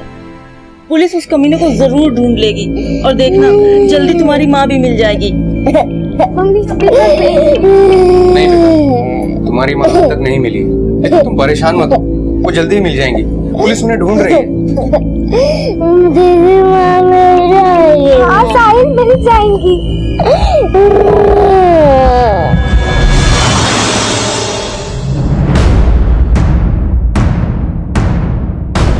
इसे जानते हो? जी सर। अंजलि के कुछ पैसे उधार थे तुम्हारे दुकान में। उसने जब तुम्हारे दुकान से शराब चुराई तो बदला लेने के लिए तुमने उसे उठा लिया। कहाँ रखा है? क्या किया उसके साथ? सर, ना तो मैंने उसको उठाया है, ना मैंने इसको कहीं रखा हुआ है। साहब, लगभग एक हफ्ते से हमने उसको देखा तक नहीं और पिछले काफी दिनों से दुकान पर भी नहीं आई। साहब, अगर आपको उसके बारे में ज्यादा जानकारी चाहिए तो इसके एक्स हस्बैंड सतीश से बात कर लीजिए आप। सर, उनकी शादी जरूर टूट चुकी हो, पर झगड़ा के बीच में आज भी होता है। तुम्हें कैसे पता ये सब? साहब, पिछले 25 साल से हमारी दुकान यहाँ पर है और इस इलाके की एक एक घर की खबर मेरे पास रहती है। अब तो मान जाओ, तुम्हारी माँ ने तुम्हारे लिए किया ही क्या है? दारू के नशे में अपनी और तुम्हारी जिंदगी खराब कर दी। देखो, चाहे कोर्ट का फैसला मेरे फेवर में हो या ना हो, जो होगा मैं देख लूंगा, लेकिन तुम दोनों अब मेरे साथ चलो। नहीं पापा, हम मम्मा को छोड़ के कहीं नहीं जाएंगे। अगर हमें आपको अपने साथ लेके जाना ही है तो आपको मम्मा को भी साथ में लेके जाना होगा। कितना जहर भर के रखा है उसने तुम्हारे दिमाग में। पापा मुझे इस बारे में कोई बात नहीं करनी है, मैं जा रही हूँ। नहीं, तुम रुको, हम चले जाते हैं। ठीक है, चले जाइए, कोई जरूरत नहीं है मुझे आप लोगों की।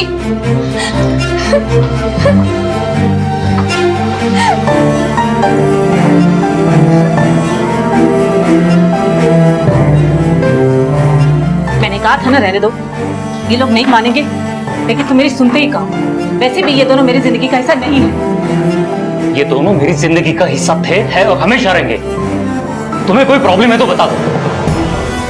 4 साल पहले उनसे पीछा छुड़ाकर मैंने जिंदगी की सबसे बड़ी गलती की थी। अब देखो उनकी हालत क्या है। जो कुछ भी हो जाए, ये बच्चे मेरे साथ ही रहेंगे। मैं जो करना है सो करो, मैं इनके साथ कभी नहीं रहने वाली। अरे अंजलि को ना सही, मुझे तो उनकी परवाह है। ये बच्चे मेरी भी जिम्मेदारी है। निधि से मिली जानकारी की बिना पर पुलिस ने एक एक ऑटो वाले से पूछताछ की। हर गली, हर नुक्कड़, हर सड़क से जानकारी इकट्ठा की गई और हर एक सीसीटीवी फुटेज को खंगाला गया।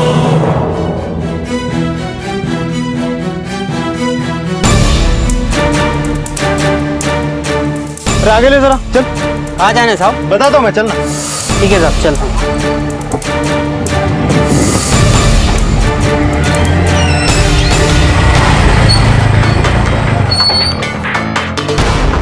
सर पैसे पैसे चाहिए? साहब क्या कर रहे हो साहब? लड़की छेड़ता है? साहब मैंने कोई मैंने नहीं छेड़ा। बहुत शौक है, बहुत शौक है। मैंने चल, मैं कुछ नहीं पैसे किया देता सर। हूँ। चल पैसे देता हूँ।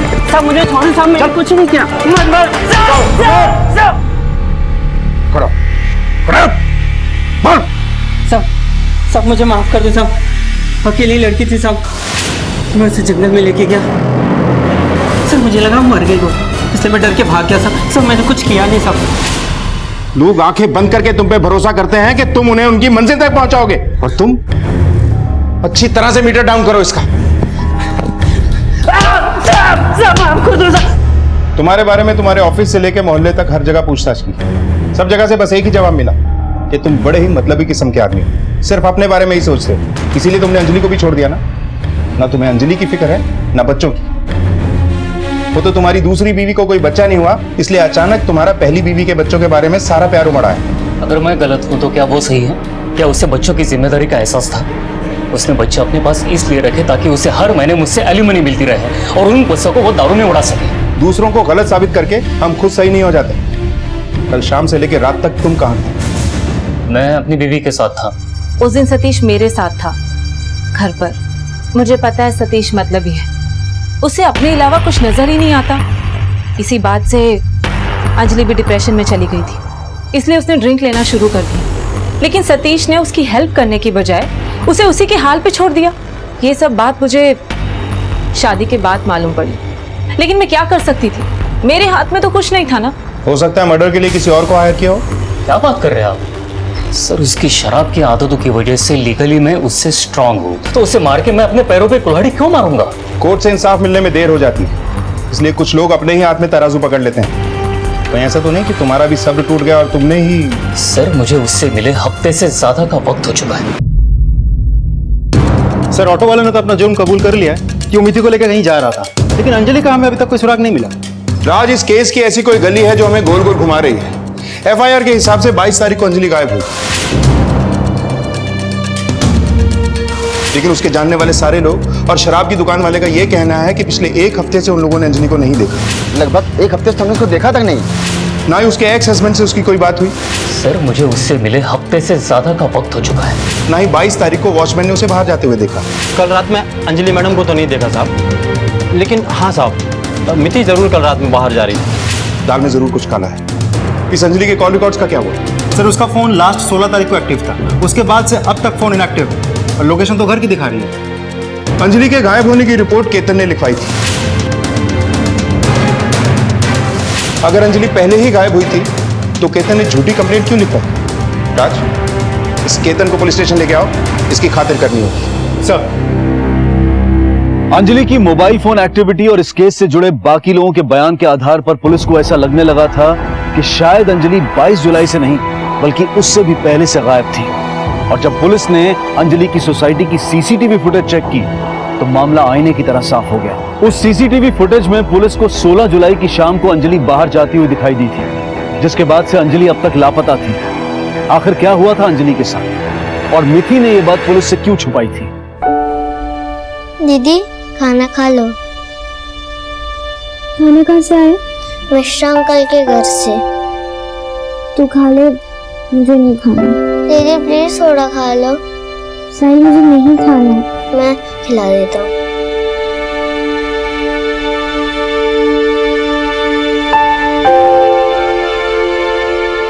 दीदी मम्मी को कौन खिलाएगा?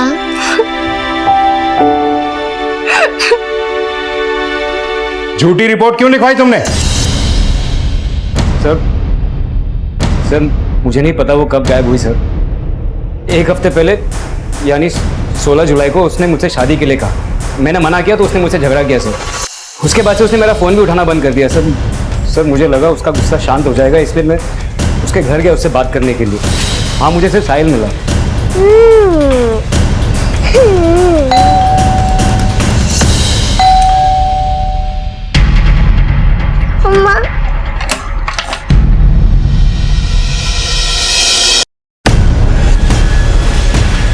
और उसे मैं यहाँ ले आया सर आप ही सोचिए ना, अगर मैंने कुछ गलत किया होता तो फिर मैं यहाँ पुलिस स्टेशन क्यों आता?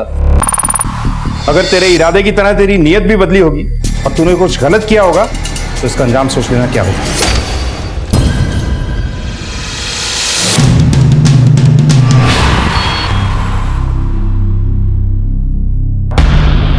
सर 16 तारीख के बाद मम्मा घर नहीं आई और मैंने पापा को भी इन्फॉर्म नहीं किया क्योंकि वो हमें अपने साथ ले जाते और मम्मा को भी नहीं ढूंढते। और मैंने केतन अंकल को इसलिए इन्फॉर्म नहीं किया क्योंकि वो हमेशा मुझ पे गलत नजर रखते थे।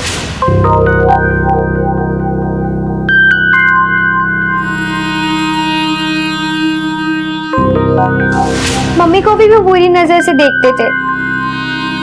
सर आप प्लीज मेरी मम्मा को ढूंढ दीजिए ना। मेरी बात सुनिए सर, वो झूठ कह रही है सर। वो लड़की झूठ कह रही है। वो जैसी दिखती है वैसी है नहीं। वो अब तो बिल्कुल माँ पे गई है। अपने फायदे के लिए लोगों को यूज करती है। मैं जानता हूँ कि आप मेरा भरोसा नहीं करोगे, आप उस मिठी का ही भरोसा करोगे, लेकिन मैंने आज तक उसे कभी गंदी नजर से नहीं देखा है सर। वो मेरी बेटी जैसी है सर। अच्छा तेरी बेटी जैसी है? क्या है ये? अपनी बेटी के साथ कोई ऐसी बातें करता है, ऐसे मैसेजेस भेजता है कि सारे मैसेजेस तूने भेजे। पिछले 6 महीनों से अपनी बेटी जैसी लड़की को रोमांटिक शेरो शायरी भेज रहा है। नहीं। और सुन, तू उसके बाप जैसा हो या ना हो, लेकिन हम तेरे बाप जरूर हैं। हमें अच्छी तरह से पता है कि तुझ जैसा को कैसे सुधारना है। नायक सर मेरी बात सुनिए सर। राज, अपनी जिंदगी में कुछ लोग इतने मतलबी होते हैं कि किसी और की तरफ उनका ध्यान ही नहीं जाता। वैसे मिथि के पास मोबाइल फोन है ना? हाँ सर। हर एक का मानना है कि पिछले 1 हफ्ते से उसने अंजलि को नहीं देखा। लगभग 1 हफ्ते से तुमने उसको देखा तक नहीं। तो पिछले 1 हफ्ते के अंजलि और मिथि दोनों के कॉल डिटेल्स निकलवाओ और एक एक एक्टिविटी को अच्छे से चेक करो। सर मिथि का? ये लड़की कुछ ज्यादा ही इंटेलिजेंट है। पिछले 1 हफ्ते से उसकी माँ का कुछ पता नहीं है और उसने इस बारे में ना तो अपने पड़ोसियों से बात की ना ही पुलिस स्टेशन आई। हमें बहुत बारीकी से तहकीकात करनी होगी। सर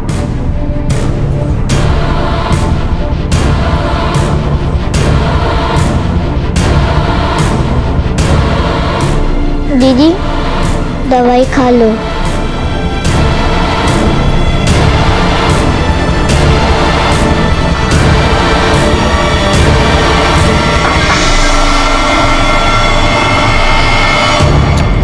सर मिथि के कॉल डिटेल्स आ गए हैं, लेकिन एक अजीब बात है, इन दिनों मिथि की किसी रंजन के साथ काफी बातें हो रही हैं और एक आइसोलेटेड जगह पर मिथि का फोन पिछले हफ्ते रेगुलर एक्टिव रहा है।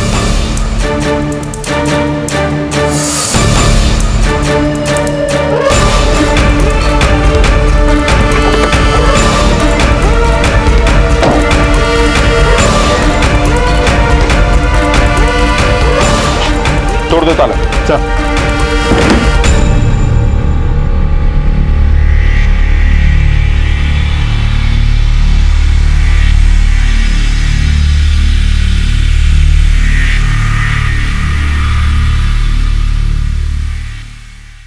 सर सर्कमस्टेंशियल एविडेंस से तो यही लगता है कि किसी को यह बंदी बना के रखा गया होगा। क्या यहाँ अंजलि को रखा गया होगा? हो सकता है। राज, फौरन पता करो कि ये जगह किसकी है। सर। मिथि के साथ होने वाली घटनाओं के बारे में जानकारी मिलते ही सतीश को इस बात का एहसास हो चुका था कि अपनी बेटी को इस तरह अपने हाल पर छोड़कर उसने कितनी बड़ी गलती की थी। दूसरी तरफ पुलिस को अंजलि के बारे में अब तक कुछ पता नहीं चला था, लेकिन इतना साफ हो रहा था कि मिथि बहुत कुछ छिपा रही थी। पुलिस ने इस केस को एक बार फिर से ऊपर से नीचे तक खंगालना शुरू किया। दीदी, अगर मम्मा नहीं आई तो हमारा क्या होगा? क्या हमें पापा के साथ रहना पड़ेगा? नहीं साहिल, मम्मा आ जाएंगी। पुलिस है ना, उन्हें ढूंढ निकालेगी। तू चिंता मत कर।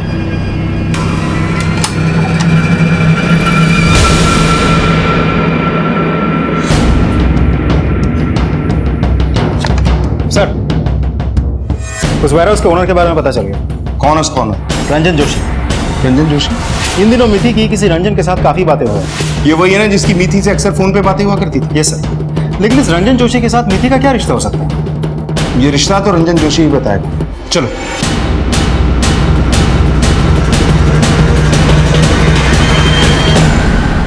बिना किसी मकसद के तो आप लोग यहाँ आए नहीं होंगे, लेकिन सॉरी, ना मैं इस औरत को जानता हूँ ना इस बच्ची को। देखिए रंजन जी, आपके नंबर से मीठी नाम की लड़की की कई बार बातें हुई हैं और उसकी मां अंजलि लापता है और आपके फार्म हाउस पे किसी को बांध के रखे जाने के निशान मिले हैं हमें। और इतनी बातें काफी हैं हमारे लिए, आपको हमारा मेहमान बनाने के लिए। लेकिन सर, ये दोनों नंबर तो मैंने अपने बेटे ईशान और रोमित को दे रखे हैं। मेरा फार्म हाउस बंद पड़ा है। कहाँ ये आपके दोनों बेटे और कहाँ पढ़ते हैं ये लोग? MG school. तो मिथि तो एमजी स्कूल में पढ़ती है। मम्मा, आप कहाँ चले गए हो?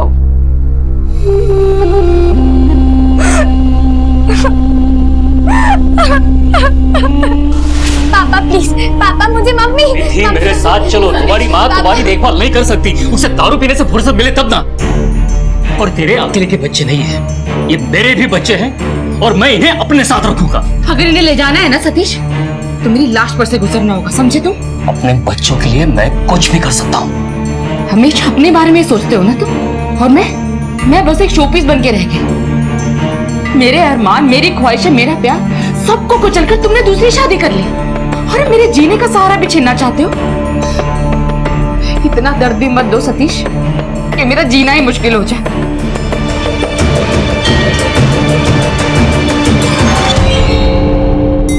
देखना बेटा, ये बच्ची को बाप छोड़ के चला गया और माँ दिन भर बेवड़ी की तरह पी के पड़ी रहती है। तनी क्या होगा बच्चों का। मम्मा, मम्मा,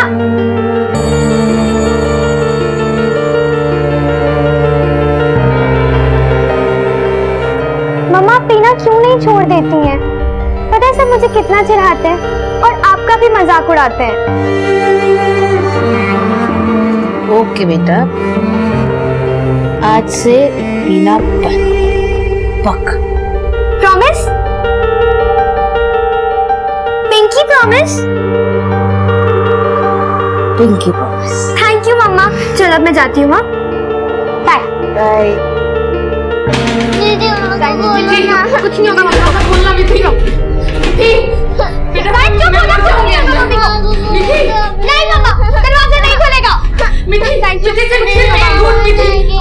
पिंकी प्रॉमिस आपके पास कभी नहीं दूंगी। मिठी प्लीज। नहीं मम्मा, आप हमेशा प्रॉमिस करते हो, तोड़ देते हो। मत बोलना मिठी को। मम्मा जाइए प्लीज, खोल दो।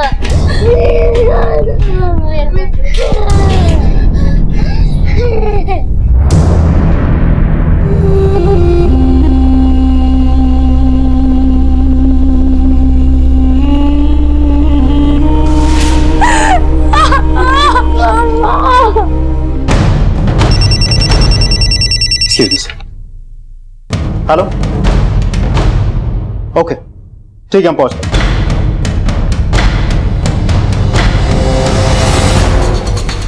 सर मैंने ही आपको फोन किया था, देखिए बॉडी की बदबू आ रही है।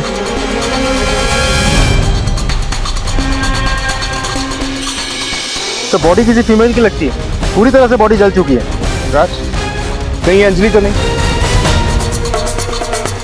बॉडी को पोस्टमार्टम के लिए भिजवाओ और अंजलि की फैमिली को शिनाख्त के लिए वहीं बुलवाओ। सर आसपास देखो, कुछ मिलता है क्या?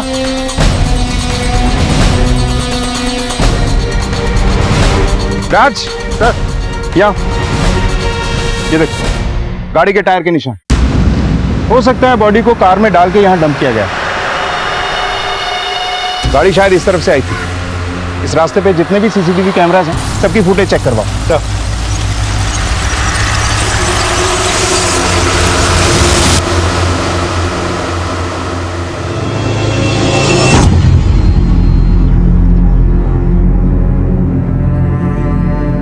ये हमें बॉडी पे मिला।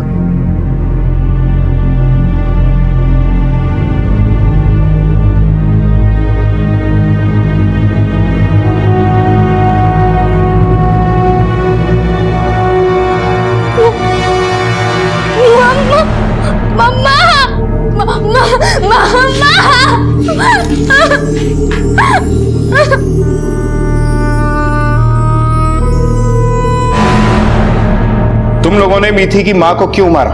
सर हमने किसी को नहीं मारा और ना ही सर मीठी ने कुछ किया। सर वो तो अपनी माँ से बहुत प्यार करती थी। हमने तो बस ये चाहा कि आंटी और मीठी की लाइफ में सब कुछ ठीक हो जाए, इसलिए सर हमने उनकी मदद करी। मदद? कैसी मदद? सर मीठी हमारी बेस्ट फ्रेंड है और वो आंटी की दारू की लत को छुड़ाना चाहती थी, इसीलिए उसने सुसाइड करने की भी कोशिश की थी। ये क्या कर रही तू? हाँ पागल हो गई तू? हाँ मैं पागल हो गई हूँ, मर जाने दो मुझे।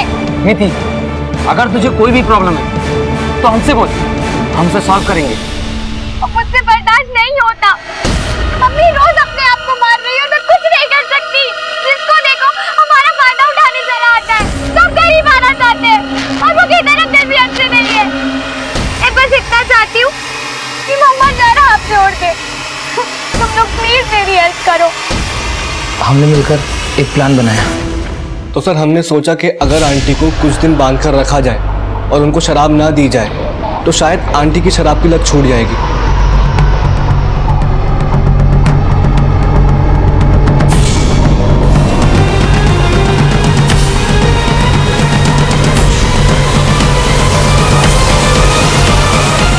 सर मीठी अपनी माँ से शराब ना पीने के लिए सर रोज भीख मांगती थी। मम्मा मम्मा आपने मुझे प्रॉमिस किया था ना कि आप शराब छोड़ देंगी। छोड़ दीजिए ना मम्मा प्लीज। मीठी ये क्यों कर रही है तू? हाँ बेटा बेटा मुझसे नहीं छूटती है शराब। तू मुझे घर ले चलना। नहीं मम्मा, जब तक मुझे यकीन नहीं हो जाता कि आप शराब के बिना रह सकती हैं, मैं आपको घर नहीं ले जाऊंगी। पागल हो गया है क्या मीठी? बोल मुझे मीठी। मैं नहीं छोड़ सकती शराब। मीठी प्लीज मुझे घर ले चल। सर 22 तारीख की रात को आंटी हमें चकमा देकर भाग गई।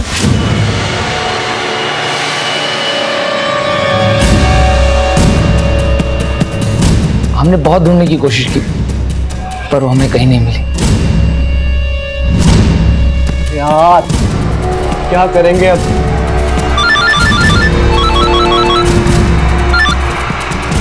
हाँ मिठी। हेलो मम्मा ठीक है ना? मिठी आंटी तो भाग गई। क्या? सर हमने कुछ नहीं किया, वो भी सर हम अपने बेस्ट फ्रेंड की मॉम के साथ ऐसा करेंगे? सर हमने कुछ नहीं किया सर। सर हम चाहते थे कि हमारी फ्रेंड की लाइफ में सब कुछ ठीक हो जाए। इस मीठी को लेके आओ, देखते हैं अब इसे क्या कहना है। दीदी कहाँ जा रहे हो? तू दूध खत्म कर, मैं तब तक आती हूँ।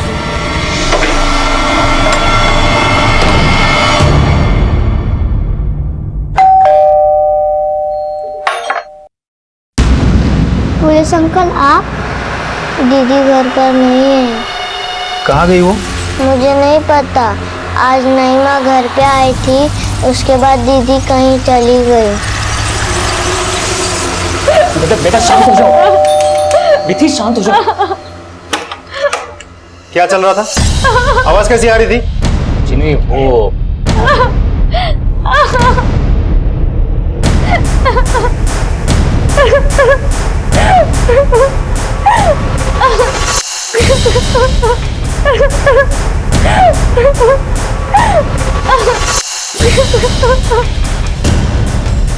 तुमने मीठी को घर में बंद करके मारने की कोशिश की, अब बताओगे या हम उगलवाएं?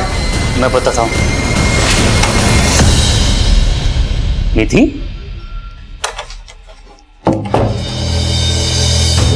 मिथि?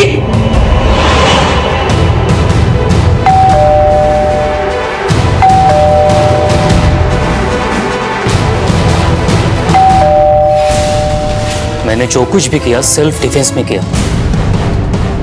ना मैंने अंजलि को मारा और ना ही मैंने मिथि को जानबूझकर नुकसान पहुंचाया। बेटा बताओ, तुमने क्यों अपनी माँ को किडनैप किया और अपने पापा पे हमला किया?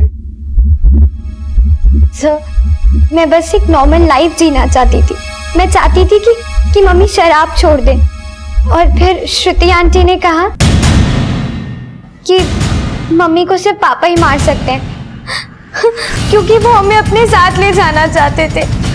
वो मम्मी से नफरत करते थे और इसीलिए मुझे गुस्सा आ गया। राज सर, ये श्रुति का एंगल हमारी कहानी का वो मोड़ है जो हमें मंजिल तक लेके जाएगा। श्रुति को लेके आओ। Yes sir. मिथि को तुमने ऐसा क्यों कहा कि सतीश ने अंजलि को मारा है? अगर कोई शक था तो हमारे पास आ सकती थी तुम। सतीश ने पहले अंजलि की जिंदगी बर्बाद की, फिर मेरी जिंदगी। अंजलि से तो उसने छुटकारा पा लिया था, लेकिन बच्चों को नहीं भूल पा रहा था और वो बच्चों को फिर से हासिल करना चाहता था। इसलिए मैंने मिथि से कहा कि तुम्हारी मम्मा को तुम्हारे पापा ने ही मारा है और वो तुम्हें भी जबरदस्ती अपने साथ ले जाएगा। बड़े दुख की बात है श्रुति, छोटे बच्चों से कितना बड़ा जुर्म कराने वाली थी तुम। मासूम बच्चों को अपनी मां से बिछड़ने का दुख क्या होता है समझती हैं आप? आप नहीं समझ सकती। ये तो कंफर्म हो चुका है कि ये बॉडी अंजलि की है। मरने से पहले उसके साथ रेप किया गया, फिर उसे जलाया गया। मुजरिम ना अगर केतन है, न मीठी और उसके दोस्त, न सतीश, न श्रुति, तो फिर वो कौन हो सकता है जिसने ये किया?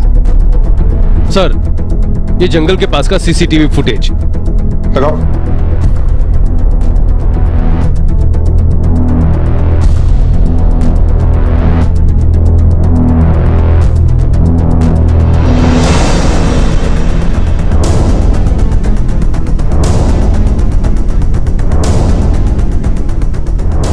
ये ब्लैक कलर की सेडान इसी रास्ते से जंगल की तरफ जा रही है। पता करो ये कार किसके नाम पे रजिस्टर्ड है। सर,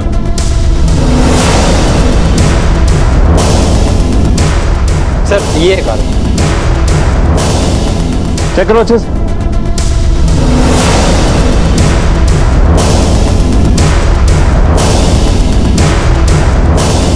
सर, ये देखिए, पकड़ो इसे।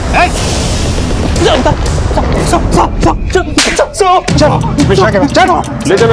सर मैंने, सर बताइए तो सर मैंने किया क्या? सर बताइए सर। सर गलती होगी, बता रहे हैं सर, गलती होगी। क्यों किया ऐसा? क्यों मारा अंजलि को? बताता हूँ सर, बताता हूँ, सब बताता हूँ, सब बताता हूँ।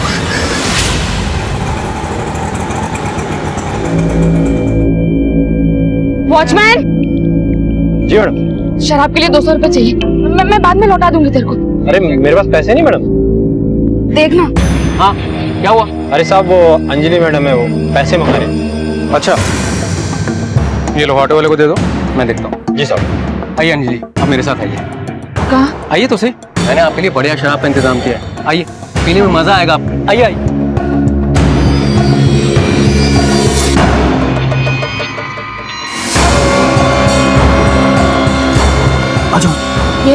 ये कहाँ ले आया? ये अपनी जगह अपना गैरेज है। आओ बैठो बैठो। वो शराब दे रहा हूँ अभी, बस अभी देता हूँ।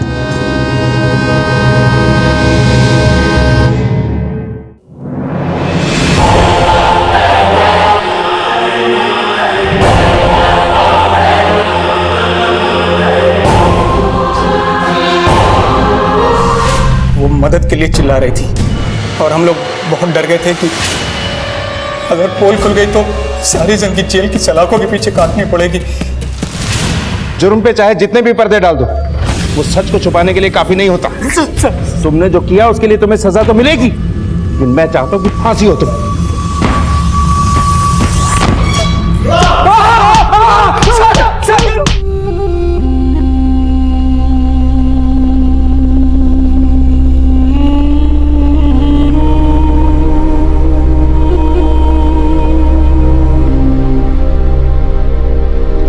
केतन को मॉलेस्टेशन और मिश्रा और गार्ड को बलात्कार और हत्या के आरोप में दोषी पाया गया और उन पर कानूनी कार्यवाही चल रही है। सतीश और श्रुति का अब तलाक हो चुका है और मिथि और साहिल अब अपने पिता के साथ रहते हैं। कहते हैं कि हमारा भविष्य हमारी आदतों के हिसाब से तय होता है और हमारा भविष्य तभी बदल सकता है जब हम अपनी आदतें बदलें। इसी विचार के साथ अब मैं अनूप सोनी आपसे विदा लेता हूं। फिर मुलाकात होगी अगले एपिसोड में एक और चौंका देने वाले केस के साथ। तब तक अपना और अपने परिवार का ख्याल रखें और देखते रहें क्राइम पेट्रोल डायल 100। सबक एक को सीख हम सबको।